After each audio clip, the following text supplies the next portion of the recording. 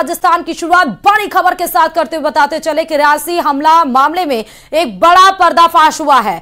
पर्दाफाश यह है कि आतंकियों का साथ देने वाले हाकिम दीन का हमले वाली जगह के रास्ते में ही घर था, जिसका एक्सक्लूसिव वीडियो न्यूज 18 के पास है। हाकिम दीन के घर से सिर्फ 20 मिनट में आतंकी हमले वाली जगह पहुंचे थे और हमला करने के बाद आतंकी वापस हाकिम दीन के साथ आए। इतना ही, आतंकियों को जंगल के रास्ते भगाने का प्लान भी हाकिम दीन ने ही बनाया था।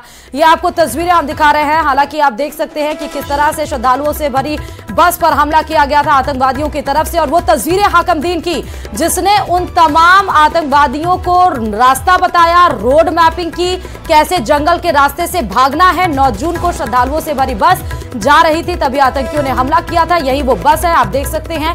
और वहां पर हमले के बाद 10 लोगों की इसमें मौत हो गई थी, ड्राइवर को गोली लगी थी। उसके बाद ये बस जाके खाई में गिर गई। 30 से ज्यादा यात्री उसमें घायल बताए जा रहे हैं और इन सब के पीछे जिसने आतंकियों की मदद की वो हाकिम दीन है। बड़ी खबर इसमें यह भी है कि हाकिम दीन को गिरफ्तार कर लिया गया।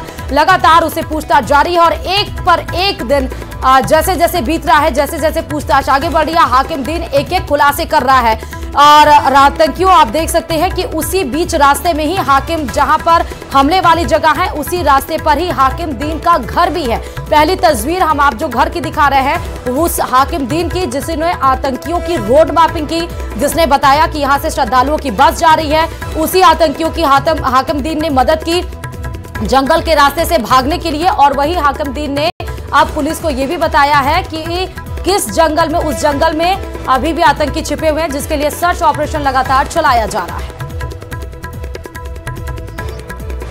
रियासी वाली जो अटैक है वो NIA को दे दी गई है, पर जैसे आपको ऑलरेडी पता है कि उसमें एक जो अहम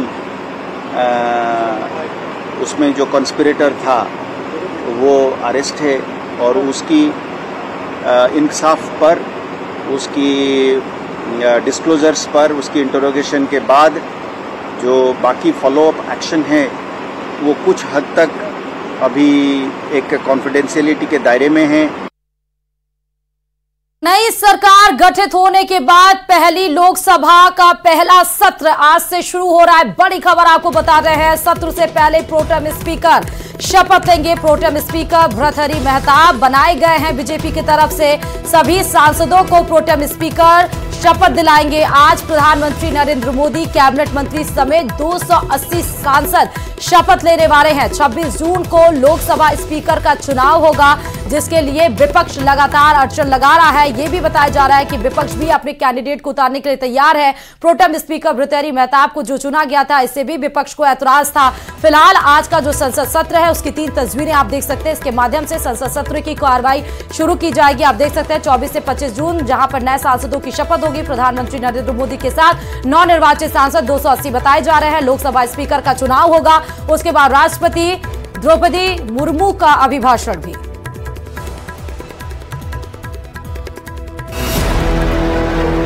आज से 18वीं लोकसभा का पहला सत्र शुरू होने वाला है। सत्र शुरू होने से पहले ओडिशा के कटक से बीजेपी सांसद भर्तृहरि महताब लोकसभा के प्रोटेम स्पीकर की शपथ लेंगे। इसके बाद महताब सांसद व नवनिर्वाचित सांसदों को शपथ दिलाएंगे।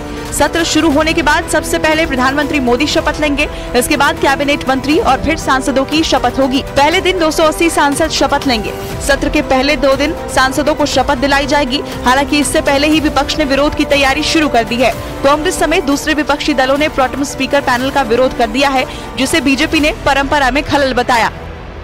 तो प्रोटेम स्पीकर की जो अपॉइंटमेंट होती है वो एक कन्वेंशन के अनुसार होता है, एक कानून के अंतर्गत नहीं होता है। कन्वेंशन माने परंपरा के अंतर्गत होती है। हालांकि ये तो बस शुरुआत है। सांसदों की शपथ और राष्ट्रपति के अभिभाषण के बाद नीट और पेपर लीक पर संसद में हंगामे की पूरी उम्मीद जताई जा रही है। छत्तीसगढ़ के सुकमा से बड़ी खबर की, जहां पर सुकमा के सिलगेर इलाके में IED ब्लास्ट की बड़ी खबर सामने निकल कर आई, जहां नक्सलियों ने जवानों को निशाना बनाया है और IED ब्लास्ट किया गया है नक्सलियों के द्वारा। सुकमा की ये आपको खबर बता रहे हैं छत्तीसगढ़ के, जहां ट्रक को निशाना बनाया गया, वो भी जिसमें जवान बैठे थे और IED ब्लास्ट किया गया। IED ब्लास्ट में 2 जवान हमारे शहीद बताए जा रहे हैं। कोबरा 201 बटालियन के जवान विष्णुआर शैलेंद्र शहीद जवानों के नाम। IED ब्लास्ट में कई जवान घायल बताए जा रहे हैं। तो शैलेंद्र जवान का नाम बताया जा रहा है, विष्णु आर 2 जवान हैं जो आईडी ब्लास्ट में। ये तस्वीरें भी हम आपको छत्तीसगढ़ के सुकमा में दिखा रहे हैं, जहां एक ट्रक को निशाना बनाया गया नक्सलियों के द्वारा। उस ट्रक में अपने जवान सवार थे, आईडी ब्लास्ट किया गया। और ये तस्वीरें, दूसरी तस्वीरें देखिए, पहले कोबरा 201 बटालियन के जवान विष्णु आर और शैलेंद्र शहीद बताए जा रहे हैं। ये जवानों के नाम हैं। आईडी ब्लास्ट में कई जवान घायल भी बताए जा रहे हैं। जगरगुंडा के केएम सिलगेर और टेकलगुड़म के मध्य तीमापुरम के समीप आज दोपहर सुरक्षा कार्य में लगे वाहनों पर नक्सलियों के द्वारा आईडी विस्फोट किया गया है, जिससे उक्त वाहन में मौजूद 201 कोबरा के वाहन चालक विष्णु तथा आरक्षक शैलेंद्र शहीद हुए हैं। घटना की जानकारी मिलते ही तत्काल वहां पर सीआरपीएफ व कोबरा व पुलिस की टीम पहुंच चुकी है। सभी दोनों ही शहीद जवानों के शव सुरक्षित वहां से निकाले गए हैं तथा मौके पर सर्चिंग जारी है। और अब बात महाराष्ट्र के पुणे की, जहां एक बड़े पब का वीडियो सामने आया है, जहां कुछ लोग पब के अंदर ड्रग्स लेते हुए दिखाई दे रहे हैं। पब में ड्रग्स लेने का वीडियो सामने आने के बाद पुणे पुलिस एक्टिव हो गई है। पुणे पुलिस ने पब के खिलाफ मामला दर्ज कर जांच शुरू कर दी है। मामले में कार्रवाई करते हुए पुलिस ने पब के मालिक और मैनेजर को हिरासत में लिया है। वीडियो में ड्रग्स लिए आरोपियों की तलाश जारी है। वायरल वीडियो पब के टॉयलेट का बताया जा रहा है। आप तस्वीरें भी देख सकते हैं, जहां 2 शख्स कमोड पर ड्रग्स ले रहे हैं और तीसरा शख्स उसकी वीडियो बना रहा है।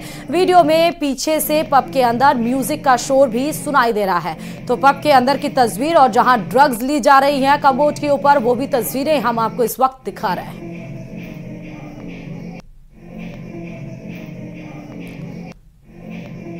तो 2 तस्वीर से ड्रग्स पीने के वीडियो या ड्रग्स सेवन करने के वीडियो वायरल हो रहे हैं, ये दुर्भाग्यपूर्ण है और चिंताजनक भी है। हमारा पुणे पहले ऐसा तो नहीं था। पुणे को सांस्कृतिक नगरी कहा जाता है, पुणे को एजुकेशन हब कहा जाता है, लेकिन अब धीरे धीरे ड्रग्स माफियों का अड्डा बनते जा रहा है, शराब तस्करों का एक प्रकार से अड्डा बनते जा रहा है और सरकार में बैठे लोग इसकी कोई सुध नहीं ले रहे हैं। और महाराष्ट्र के पुणे में ड्रग्स का गोरख धंधा तेजी से फैल रहा है। पिछले कुछ महीनों में पुणे से करोड़ों रुपए की ड्रग्स जब्त की गई। इस बीच शहर के एक मशहूर पब में ड्रग्स लेते हुए कुछ लड़कों की तस्वीरें भी सोशल मीडिया पर तेजी से वायरल हो रही हैं। इसी पर देखिए ये रिपोर्ट।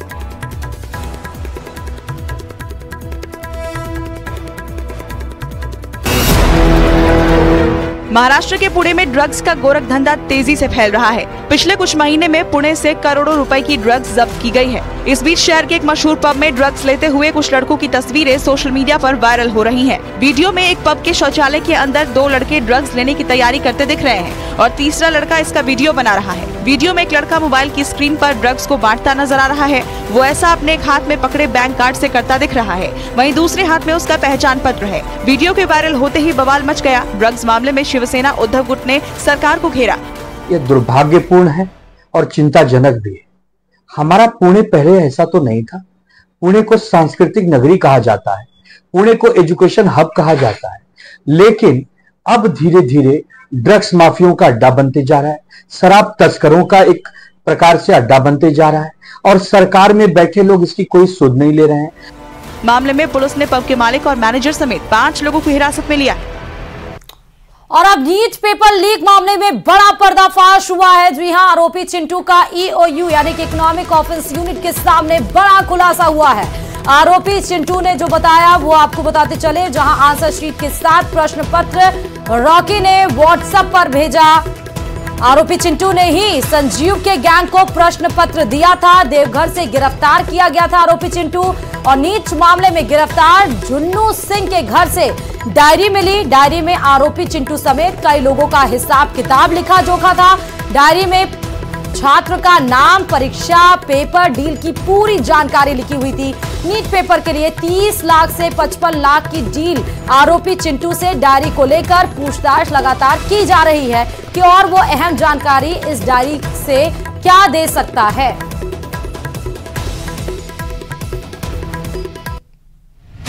नीट पेपर लीक मामले की जांच सीबीआई को सौंपे जाने के बाद एजेंसी ने अपनी कार्रवाई शुरू कर दी है। शिक्षा मंत्रालय की शिकायत पर सीबीआई ने कल FIR दर्ज कर ली है। सीबीआई ने IPC की अलग अलग धाराओं के तहत केस दर्ज किया है। हम चाहेंगे JPC हर कीमत पर और सीबीआई इंक्वायरी हो तो सुप्रीम कोर्ट की मॉनिटरिंग, और नीट के एग्जामिनेशन को पूरा कैंसिल किया जाए।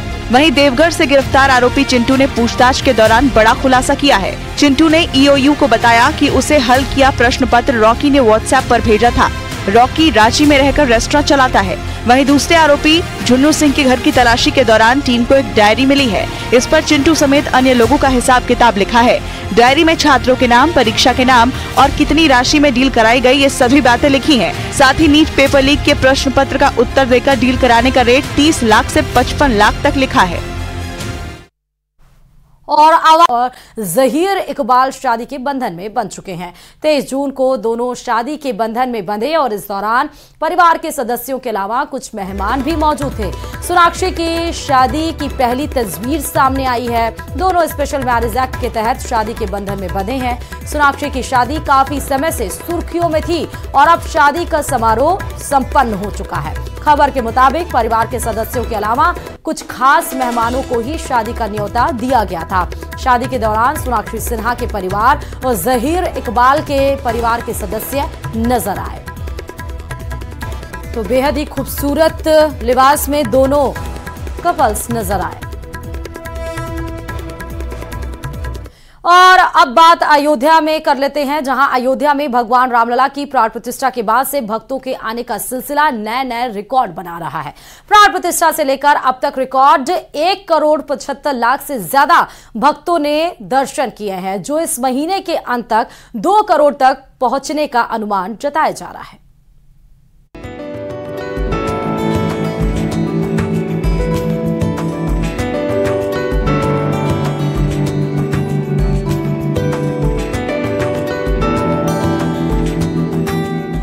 अयोध्या में भगवान श्री राम बीते 22 जनवरी को विराजमान हुए हैं। प्रभु राम के विराजमान होने के बाद से देश और पूरी दुनिया से राम भक्त धर्म नगरी अयोध्या पहुंचकर अपने आराध्य के दर्शन पूजन कर रहे हैं। गर्मी हो, बरसात हो या फिर ठंड हो, राम भक्तों की संख्या लगातार बढ़ती जा रही है। चिलचिलाती धूप और गर्मी में भी ये सिलसिला थोड़ा कम रहा, लेकिन जैसे ही गर्मी थोड़ी कम हुई वैसे ही अयोध्या में भक्तों का जनसैलाब उमड़ पड़ा। यही वजह है कि जब से प्रभु राम अपने भव्य महल में विराजमान हुए हैं, तब से लेकर अब तक करीब 1,75,00,000 से ज्यादा राम भक्तों ने दर्शन पूजन किया है। और हर दिन की बात करें तो ये आंकड़ा 1 लाख से अधिक का है। जब श्रद्धालु राम मंदिर में दर्शन कर रहे हैं, राम मंदिर ट्रस्ट ने ये अनुमान लगाया है कि इस महीने के अंत तक ये संख्या 2 करोड़ के ऊपर पहुँच जाएगी। कल तक की जो संख्या है, प्राण प्रतिष्ठा के बाद श्रद्धालुओं की संख्या 1,75,00,000 से ऊपर जा चुकी है और औसतन 1 लाख से अधिक लोग दर्शन का लाभ उठाते हैं प्रतिदिन। पूरी उम्मीद है कि इस माह के अंत तक 2 करोड़ श्रद्धालु यहाँ पर आकर दर्शन कर सकेंगे। अयोध्या में राम मंदिर निर्माण की समिति की बैठक में शामिल होने पहुंचे राम मंदिर निर्माण समिति के अध्यक्ष नृपेंद्र मिश्रा ने बताया कि मंदिर का निर्माण तेज गति के साथ चल रहा है। भीषण गर्मी में भी श्रद्धालु दर्शन पूजन कर रहे हैं। उनको किसी प्रकार की कोई समस्या नहीं हो रही है। यही वजह है कि प्राण प्रतिष्ठा से लेकर अब तक 1,75,00,000 से ज्यादा भक्तों ने दर्शन पूजन किया है। ये आस्था ही है अपने आराध्य के लिए।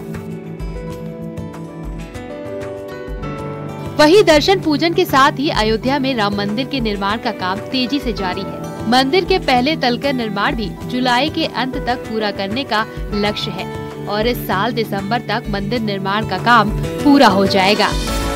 इसके साथ ही अपने आराध्य के दर्शन के आंकड़ों में और इजाफा देखने को मिल सकता है। Bureau report news 18।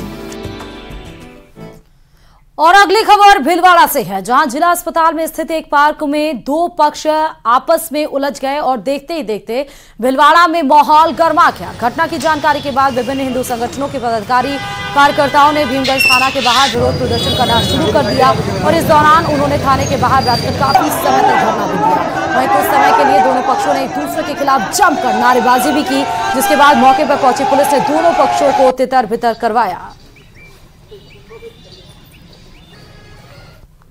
संघ स्थान महात्मा गांधी पार्क के अंदर योजनाबद्ध तरीके से बैट बॉल बल्ले लेकर आए और जहां शाखा लग रही थी वहां मारपीट करी। उस विषय को लेकर भीमगंज थाने में रिपोर्ट दर्ज है। प्रशासन ने बताया कि हम एक दो व्यक्तियों को लाए हैं। एमजीएच में पार्क में खेलने की बात को लेकर दो पक्षों में कहा सुनी और मारपीट की घटना की सूचना पर पुलिस मौके पर पहुंची। लोगों को समझाइश कर तितर बितर किया गया। उसके बाद में थाने पर मुकदमा दर्ज हुआ, जिसमें एक व्यक्ति को डिटेन किया गया है। और इधर इजराइल हमास युद्ध के बीच पीएम नेतन्याहू बैक फुट पर चले गए हैं। इजराइल में उनकी गठबंधन सरकार की चूल्ही हिल गई है, यानी कि गठबंधन सरकार में शामिल बेन ग्वीर पर वॉर सीक्रेट लीक करने के आरोप लगे हैं। बेन ग्वीर कट्टर लीडर माने जाते हैं, जो कि हमास के खात्मे तक युद्ध के समर्थक हैं।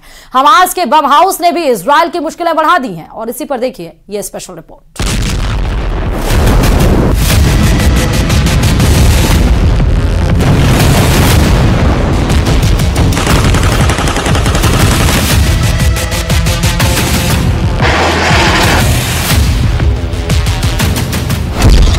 नेतन्याहू का फरमान, रफा बनेगा शमशान। आईडीएफ का ऑपरेशन सुरंग, हमास की मांद में युद्ध।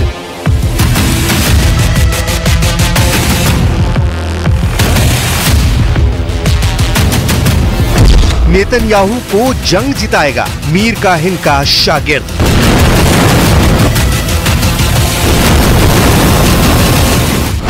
तीस दिन का बारूदी बवंडर, झुलसेगा पूरा अरब वर्ल्ड।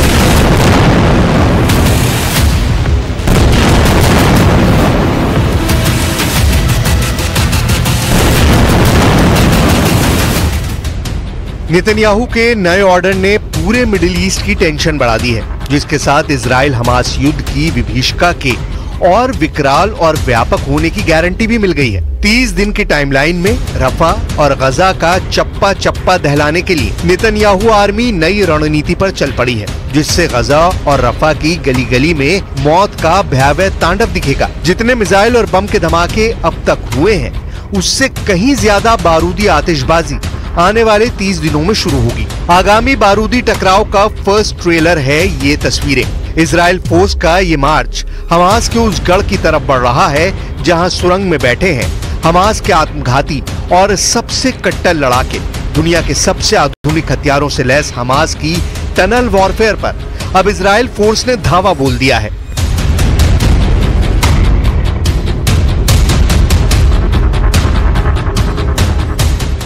आईडीएफ और हमास लड़ाकों के बीच गाजा पट्टी के याबना में भीषण युद्ध चल रहा है। आईडीएफ के टॉप कमांडर कर्नल लिरॉन बेटिटो इस फ्रंट पर गिफ्ती ब्रिगेड को लीड कर रहे हैं। मिलिट्री ऑपरेशन के बीच 18 जून को यहां इजरायली पत्रकारों का दौरा भी करवाया गया है, क्योंकि अगले कुछ दिन इस हिस्से में इजराइल बड़े ऑपरेशन को अंजाम देने जा रहा है। वजह है कर्नल लिरॉन बेटिटो को हमास का टारगेट बनाना।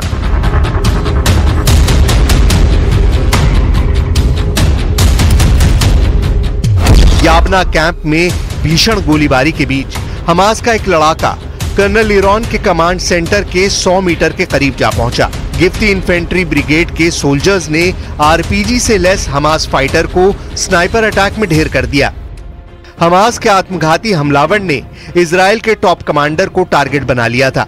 हालांकि हमले से ठीक पहले उसे मार गिराया गया, जिसके साथ आईडीएफ ने हमास के गढ़ में घुसकर सफाई का ऑपरेशन शुरू कर दिया है। इजराइल फोर्स ने दावा किया है कि हमास लड़ाकों ने रफा में बड़ी संख्या में घरों में बम लगा रखे हैं। सुरंगों में आवाजाही के लिए हमास फाइटर इन्हीं घरों का इस्तेमाल कर रहे हैं। हमास लड़ाकों ने मुश्किल से दिखने वाले कार बैकअप कैमरों का इस्तेमाल शुरू कर दिया है, जिससे ये पता न लगाया जा सके कि सैनिक बम वाली इमारत में कब पहुंचते हैं और विस्फोटकों को उड़ा देते हैं। पिछले हफ्ते ऐसे ही हमले में आईडीएफ की टोही टोली के 5 सैनिक मारे गए थे, जब बम वाले घर में विस्फोट हो गया और इमारत का एक हिस्सा सैनिकों पर गिर गया।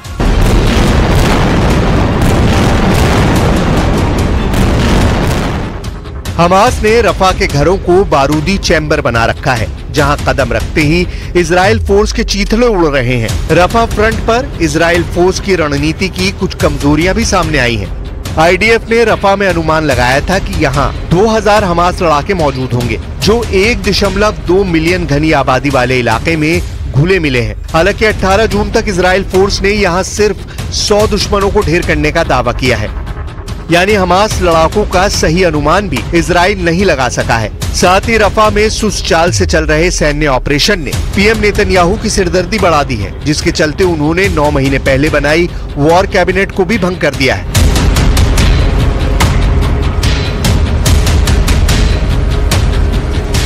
7 अक्टूबर 2023 को हमास के हमले के बाद 11 अक्टूबर को बनाई गई थी। इसमें 6 मेंबर थे। ये कैबिनेट जंग के दौरान इजराइल की सुरक्षा से जुड़े अहम फैसले लेने के लिए जिम्मेदार थी। नेतन्याहू ने इस कैबिनेट को भंग करते हुए कहा कि हमने कई ऐसे फैसले किए थे जिनसे सेना सहमत नहीं थी।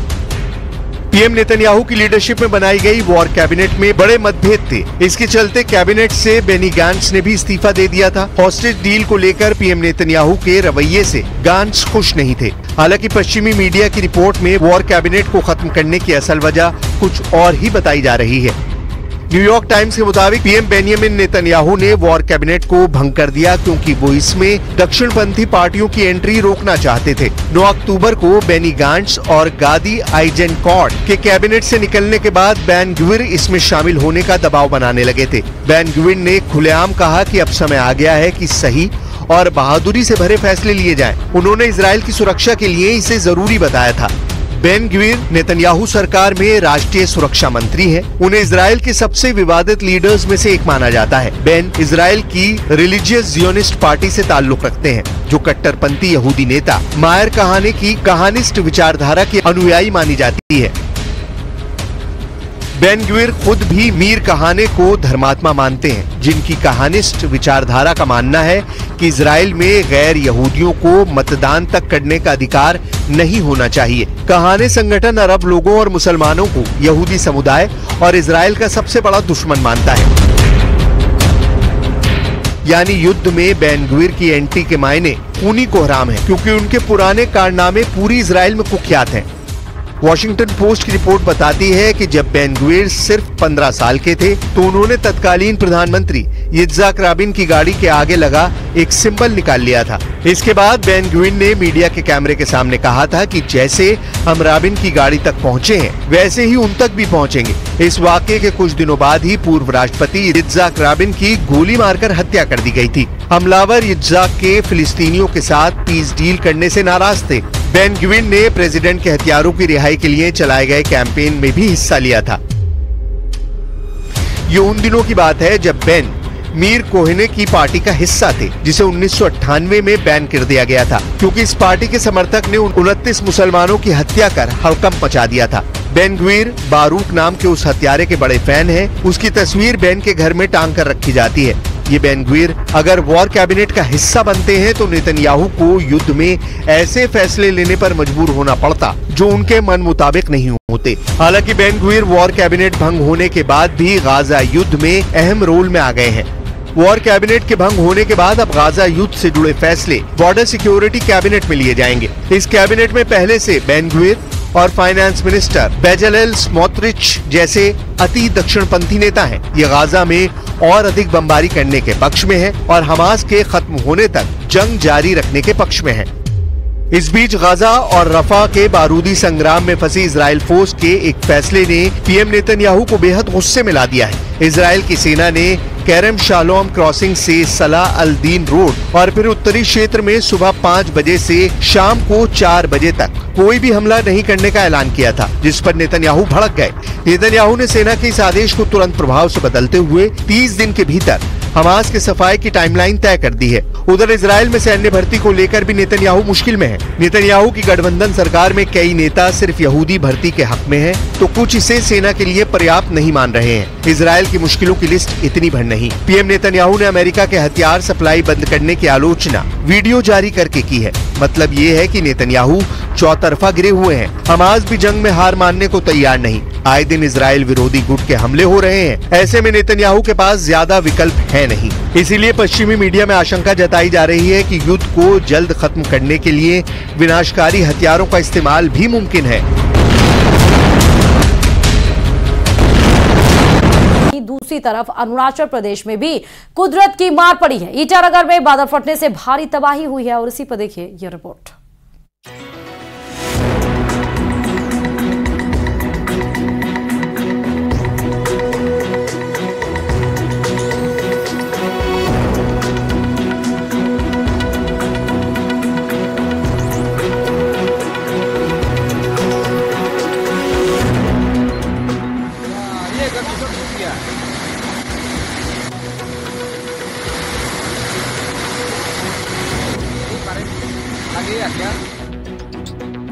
असम में बारिश और बाढ़ लोगों की जिंदगी पर भारी पड़ती जा रही है।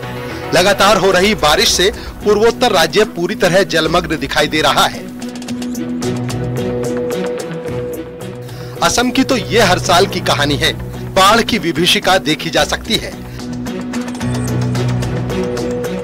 हालात ये है कि लोग घरों को छोड़ने पर मजबूर हैं, क्योंकि गांव के गांव, खेत खलिहान सब पानी में डूबे हैं। असम राज्य आपदा प्रबंधन प्राधिकरण के मुताबिक तबाही 33 जिले और 1000 से गांव तक फैली हुई है। इस बाढ़ त्रासदी में अभी तक 35 से ज्यादा लोगों की जान जा चुकी है। 12 जिले तो बुरी तरह से प्रभावित हैं, जिससे 3 लाख लोगों को घर छोड़ना पड़ा है।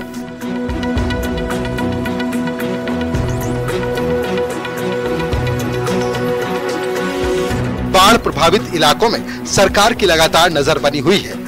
असम में 130 से ज्यादा राहत शिविर बनाए गए हैं। करीमगंज में सबसे ज्यादा तबाही हुई है। हर तरफ सिर्फ पानी है। करीमगंज में सबसे ज्यादा 2.5 लाख लोग घर छोड़ने को मजबूर हुए हैं।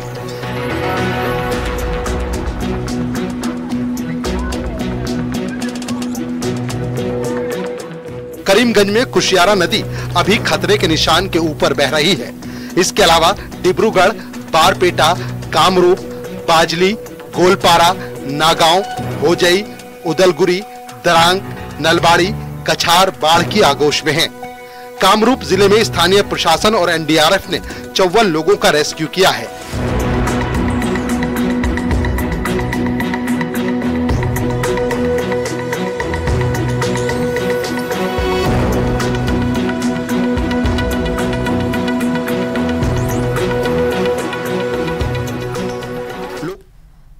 और इन तमाम खबरों के साथ मारो राजस्थान में फिलहाल इतना ही। आगे देखिए।